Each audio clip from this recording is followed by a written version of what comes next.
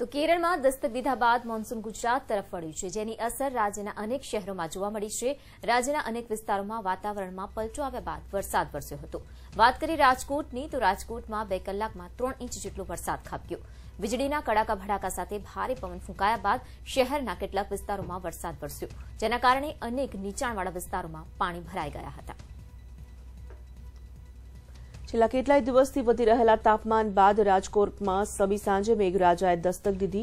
ગણતરીની મિનિટોમાં જ રાજકોટ શહેર પાણીથી તરબતોડ થઈ ગયું। નમતી સાંજે વરસાદ વરસતા લોકોએ ગરમીથી રાહત અનુભવી હતી। વરસાદની મજા માણવા માટે લોકો રસ્તા પર નીકળી ગયા હતા। વરસાદને પગલે ઠેર ઠેર પાણી પણ ભરાઈ ગયા હતા।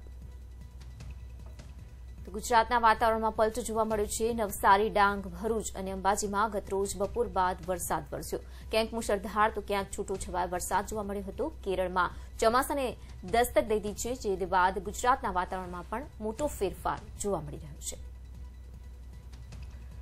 ગુજરાતમાં પ્રી મોન્સૂન એક્ટિવિટી જોવા મળી। મધ્ય ગુજરાતમાં આજે છૂટો છવાયો વરસાદ પડ્યો। ગુરુવારે બપોરે બાદ પંચમહાલ, છોટાઉદેપુર, વડોદરા અને વાઘોડિયા પંથકનું હવામાન અચાનક બદલાયું અને ક્યાંક ધીમી ધારે તો ક્યાંક કડાકા ભડાકા સાથે વરસાદ પડ્યો। વરસાદના આગમનથી લોકોને ગરમીમાંથી રાહત તો મળી છે, પરંતુ કેરી સહિતના વિવિધ પાકોને નુકસાન જવાની ભીતિ છે।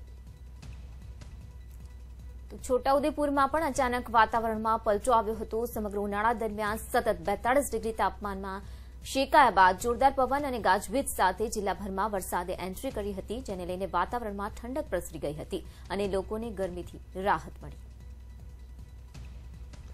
આ તરફ સુરતના વાતાવરણમાં પણ પલટો આવ્યો હતો। સુરતના માંગરોળ તાલુકામાં ગાજવીજ સાથે ભારે વરસાદી ઝાપટું પડ્યું હતું અને ઠેર ઠેર વીજળી પડવાના બનાવો બન્યા હતા। તો એક ઝાડ પર વીજળી પડતા આગ લાગી હતી।